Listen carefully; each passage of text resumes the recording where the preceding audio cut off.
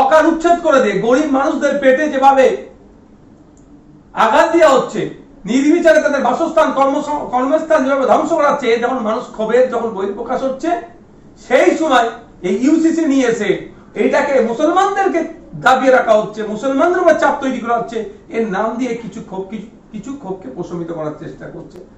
দেখিয়েছিলেন যে পশ্চিমবাংলায় বিজেপি ক্ষমতায় আসলে ওই রাজ্যের মধ্যে পেট্রোল ডিজেলের দাম হবে, এখনো 2 মাস হতে চলেছে, সরকার সে দাম কমায়নি।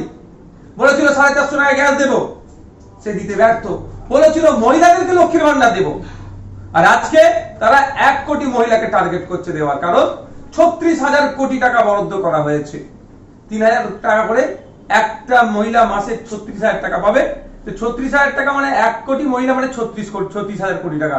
তাহলে ওই যে ছাঁটাই হচ্ছে, এই মধ্যে যখন মানুষের মধ্যে ক্ষোভ তৈরি হচ্ছে, হকার উচ্ছেদ করে দিয়ে গরিব মানুষদের পেটে যেভাবে আঘাত দেওয়া হচ্ছে, নির্বিচারে তাদের বাসস্থান কর্মস্থান যেভাবে ধ্বংস করাচ্ছে, যখন মানুষ ক্ষোভের যখন বহিঃপ্রকাশ হচ্ছে, সেই সময় এই ইউসিসি নিয়ে এসে এইটাকে মুসলমানদেরকে দাবিয়ে রাখা হচ্ছে, মুসলমানদের উপর চাপ তৈরি করা হচ্ছে, এর নাম দিয়ে কিছু ক্ষোভকে প্রশমিত করার চেষ্টা করছে। তবে একটা কথা বলবো, আর্টিকেল 44 এর গল্প শোনাবে, সেই ডিবেট গুলোকেও দেখতে হবে। আর্টিকেল 44 এর কিসের বেসিসে ডিবেট হয়েছিল, এটা নিয়ে আসলে সরাসরি আর্টিকেল 25, 26, 29 আঘাতপ্রাপ্ত হবে।